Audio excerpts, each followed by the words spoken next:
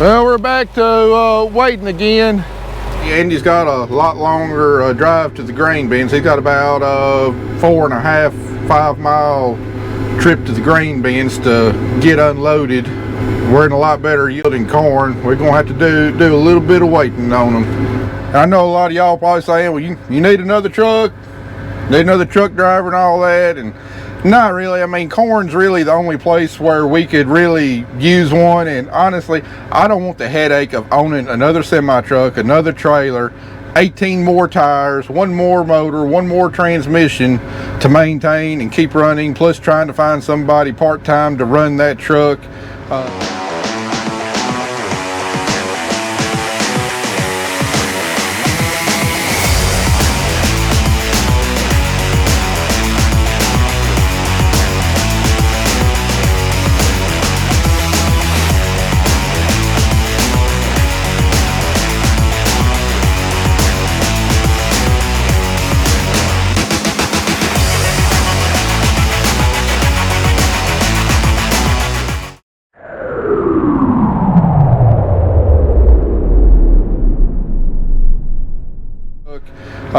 I'd rather wait a little bit during corn harvest. It's one time a year, and it's just not worth the headache or the cost of ownership. I mean, that's one reason I built the grain bin, so I wouldn't have to have multiple trucks going to and from the granary.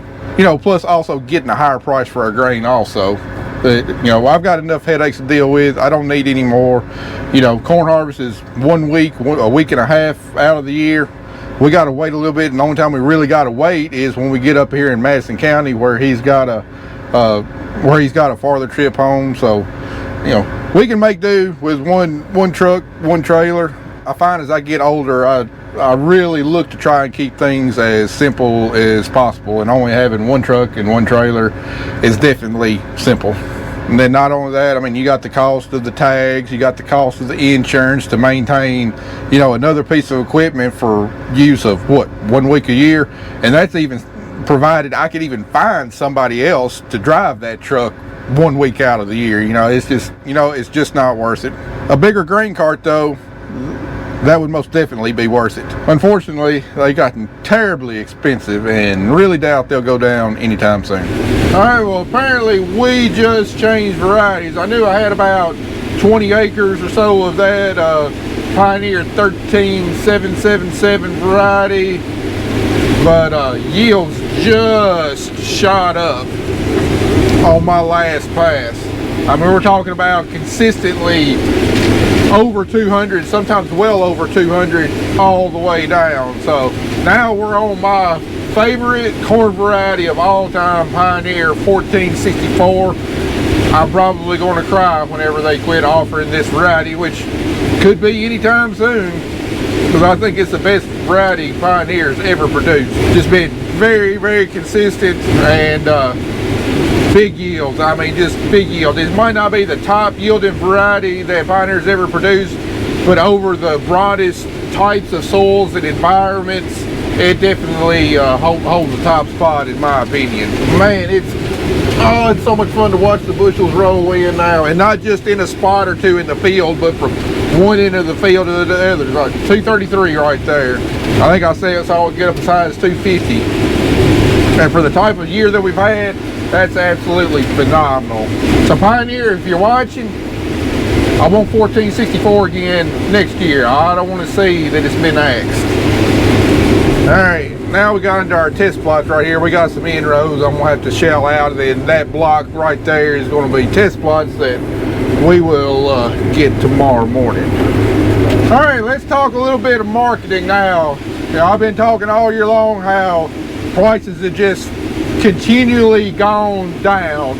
I think somewhere around the 1st of May, I booked a little bit of corn thinking that you know, it's dry up in the Midwest. You know, we could see corn prices go up in the summer, and man, was I wrong big time. But anyway, I think I booked 10,000 bushels of corn at almost $5 a bushel, and wish I'd done a whole lot more then, but ultimately I didn't, because I predicted the market going the wrong way. Well, I determined this year that I was not going to make same mistakes as I've made in previous years, you know, holding on for higher prices.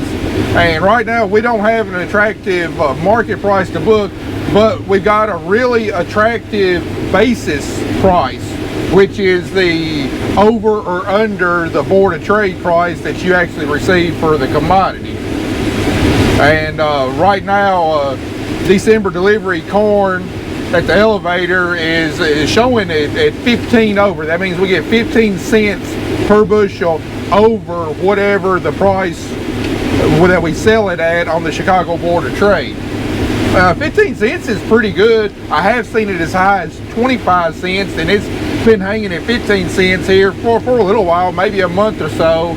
So anyway, I decided I really needed to do something about that, because now that we're in harvest, there's a good chance that the basis will drop, especially with the hurricane coming in to New Orleans. So I was like, I don't need to risk anymore. We need to go ahead and get that basis locked in on the board. So anyway, called and locked in the basis on my 10,000 bushel hedge derived contract, and then we did a basis contract for another 50,000 bushels, which gives me 60,000 bushels total. I think we're going to have quite a bit more than that, but the last thing I want to do right now in a low market is to oversell my production. So we got 60,000 bushels locked in, which we'll produce that. And then as soon as we get done with corn harvest, I'll go ahead and lock in the rest of it. But you know, the thing is, they had 15 cents per bushel over showing on the board, and I asked, well, you know, is that the best you can do? And they said, well, we can go up a little bit more. You know, we can get, we can give you 20 over. So by just me asking a simple question, that, I mean, the worst they can do is say no. The best they can do is say yes. You know, by me asking a simple question, you know, we netted another $3,000. You know, you can't beat that. So whenever you're marketing your grain, you always ask and see if they can do a little bit better, because, you know, if you're a good customer of theirs, loyal customer of theirs, a lot of times there's a good chance they may say, yeah, we can get you another 2 cents a bushel, 4 cents a bushel, 5 cents a bushel, whatever. Well, it never hurts to ask. But anyway, what my plans are on marketing the rest of my corn crop is I'm hoping we've hit a harvest low. We saw corn prices below $3, and then here over the last week or so, they started easing back up just a little. You know, now it's back up over $4, but at some point, corn prices are going to have to go back up. I think when that will happen will probably middle to the end of winter, which is usually when we see it, you know, sometime that February, March time frame. So right now we've got a basis contract on our corn. That means I can go ahead and deliver it in December, even if I don't have the price set on it yet. And what the grain will do will pay me up to 70% of the price of what it is on the board, and then I can actually sell the grain at, you know, whenever it gets to a price point that I'm comfortable with. And basically we're getting almost free storage. Now if we have to roll it over to future contract months, if I don't sell it in December, whenever we get to the end of December, I have to roll it over to the January contract month, and there's a good chance, you know, we could take a hit of a few cents a bushel by rolling it over. But if ultimately the price goes up, you know, well above what the rollover price is, we can make money that way. So that's kind of what my goal is now. You know, if between now and then the market does happen to shoot up, which I don't think it will, but if it does, we'll have an opportunity to go ahead and price it. And then if it doesn't go up, if the market's still depressed come the end of December, you know, we can just roll it over for, I don't know, whatever the spread between January and December futures are. You know, it might cost us another 5 cents a bushel, 10 cents a bushel. But if in January, which that will get us until the end of February before we have to roll it again. So if it costs me, you say 5 to 10 cents a bushel to gain us another 2 months of marketing time, if in that time, say, corn goes up 20 cents a bushel, 50 cents a bushel, you know, then we've made that money back plus a whole lot more. So that's kind of what my marketing plan is for the corn crop right now. Now, we'll just see if it pays out like I think it should.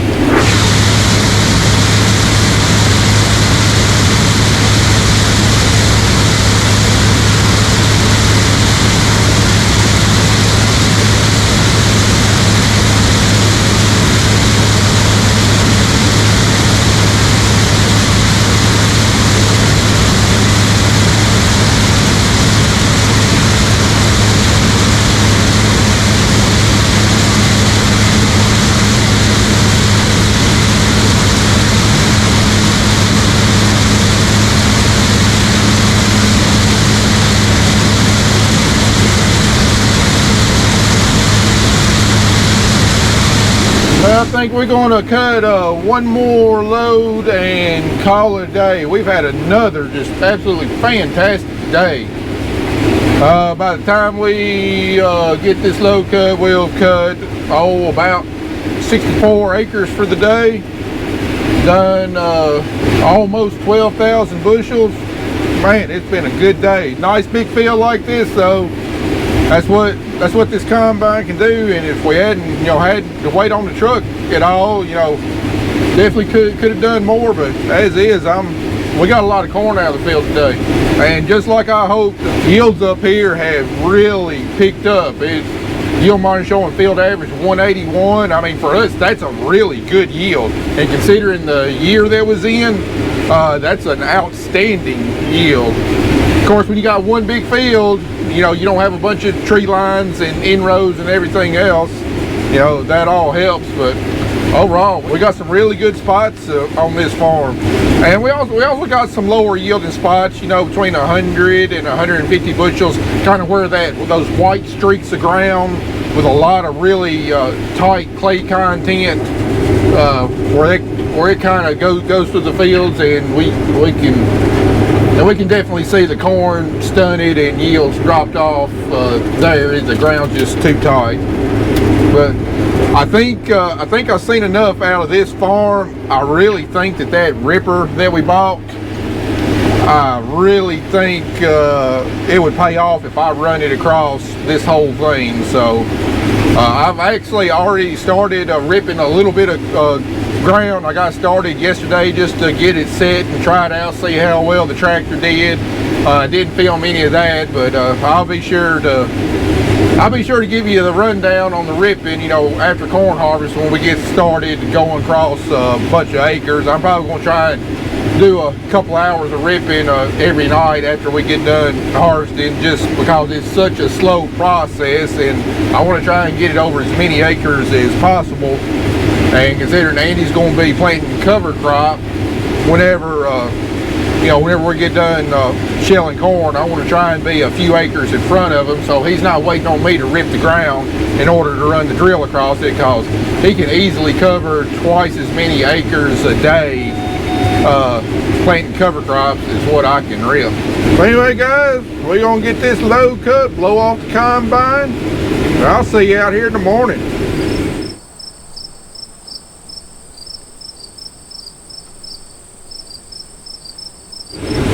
Well, we just getting started this morning, got everything serviced, and we got I think 17 variety plots to shell this morning for University of Tennessee and Pioneer. We should get some real valuable data off this, and that's why we do it every year, to find out what the most common popular varieties, see what they yield on our farm under our management practices.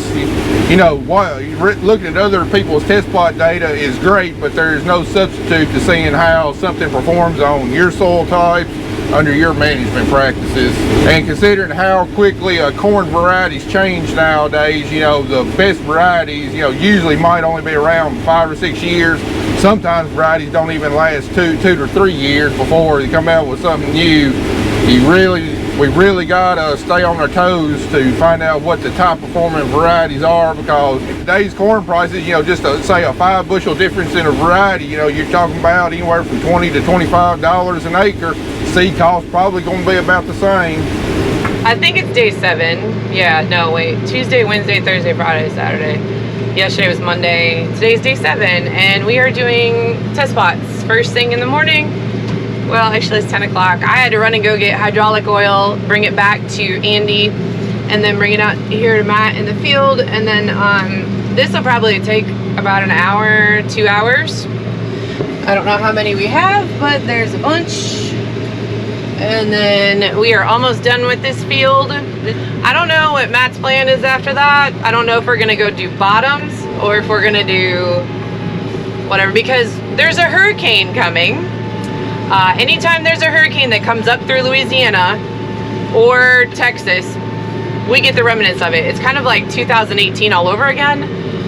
They're saying it's going to be a depression, but we're supposed to get anywhere from 2 to 6 inches of rain.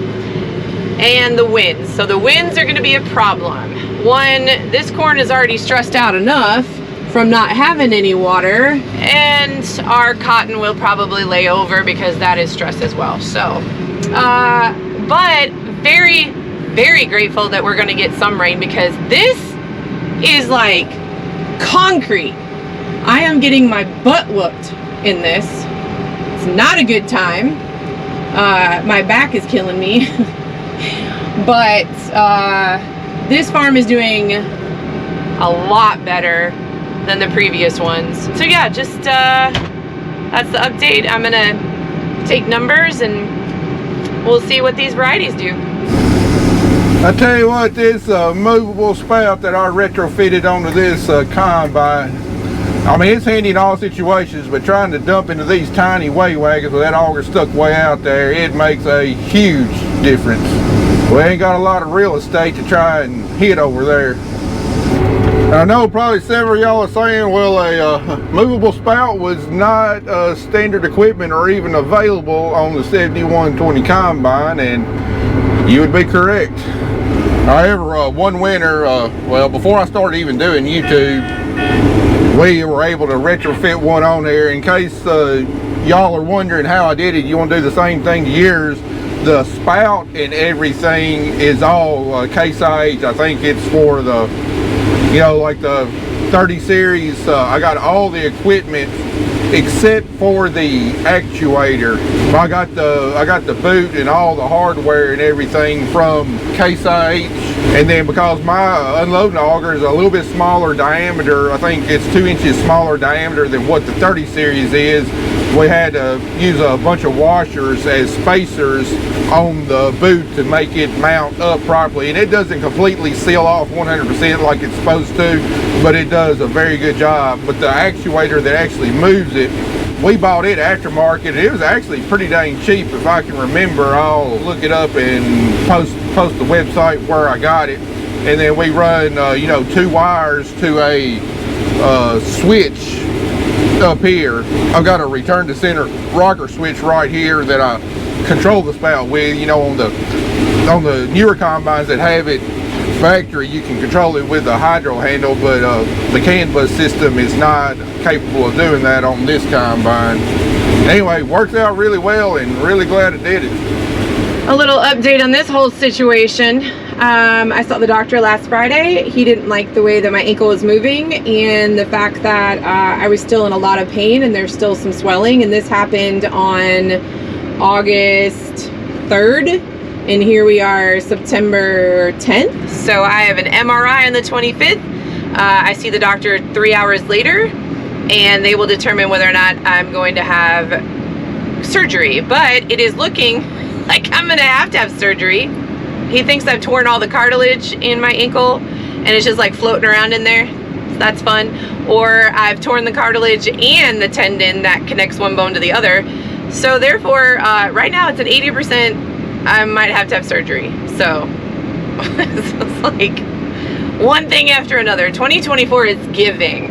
It is just giving. And maybe I can hold off until harvest is over, or you know what? Matt's just gonna have to lift my big fat rear up into this tractor, and I'll just have to drive like I've been driving with the hydraulic stick. Normally I drive it like a car, but the problem with my ankle is like pushing. It's painful.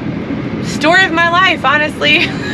I've broken a lot of bones. I've had a lot of surgeries, so you know, just gonna check another one off the list. But trying to stay positive, and we'll see what happens on the 25th. We just got done with test plots, and we'll try and mow through the rest of this farm pretty quick. I think we got about 45-50 acres left. But anyway, if you're interested in the results of the plots, I know it's only going to be relevant to the folks in and around West Tennessee, maybe Western Kentucky. I'll post them here. I could tell as soon as I crossed from the UT plots into the Pioneer plots. You know, I'm a big Pioneer fan, or I have been for years, but I'm telling you what, the last probably 3 or 4 years of varieties that they have come out with, I have not been impressed at all.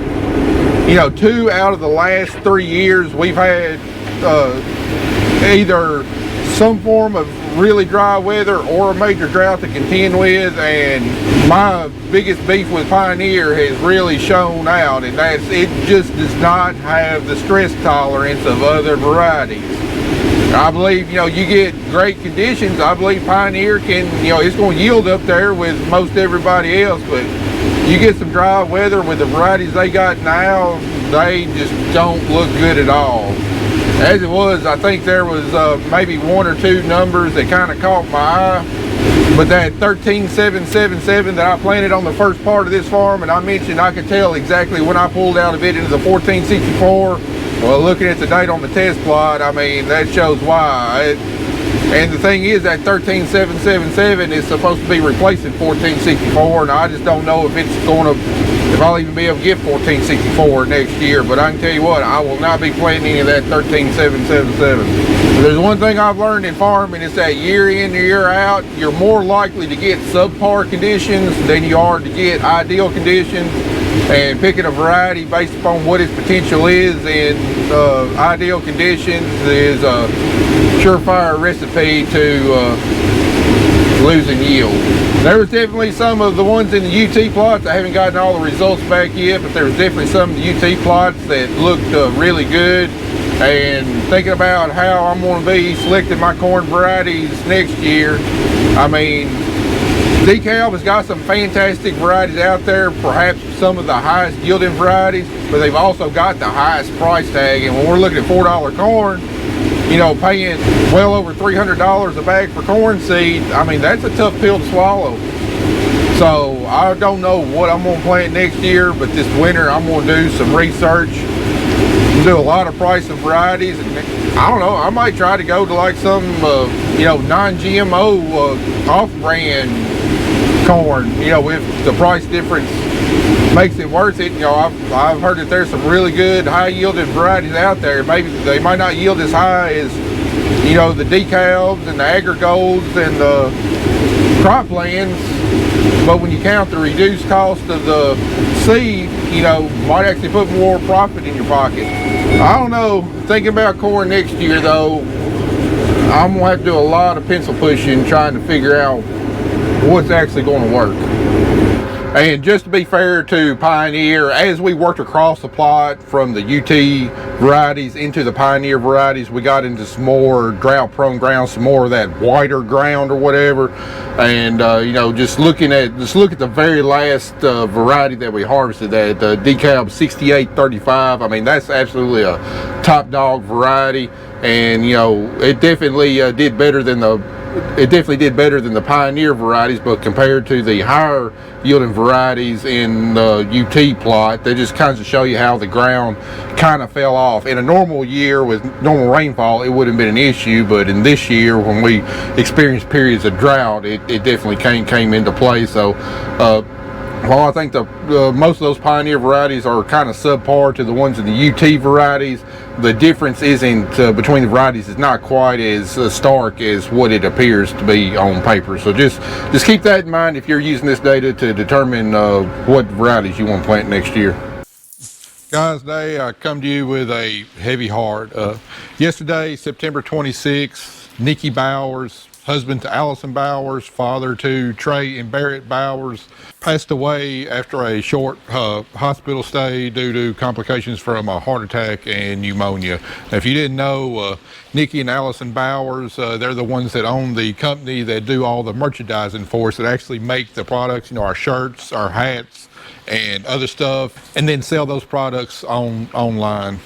It was a little less than 2 years ago that first got in contact with Allison Bowers. One morning I got a phone call from a number I didn't recognize, and I'd already had several telemarketers call me that morning, so I was feeling kind of ornery. So anyway, I answered the phone, and Allison says, "Well, who is this?" And me feeling ornery, I replied, "Well, you're the one that called me."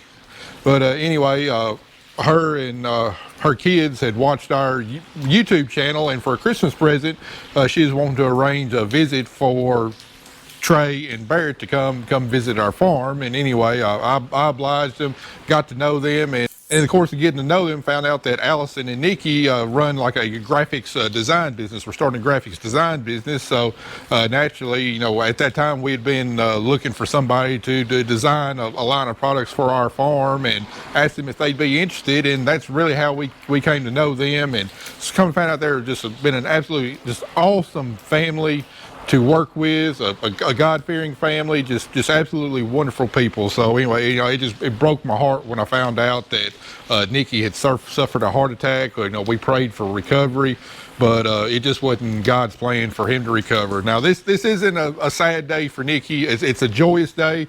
We know that he's up in heaven singing praises to our Lord and Savior Jesus Christ. So it's not a sad day for him, but for the family, the legacy that he leaves behind. If you will, please join me for praying for Allison, praying for Trey, and praying for Barrett as they, you know, have to navigate life without their father and their husband.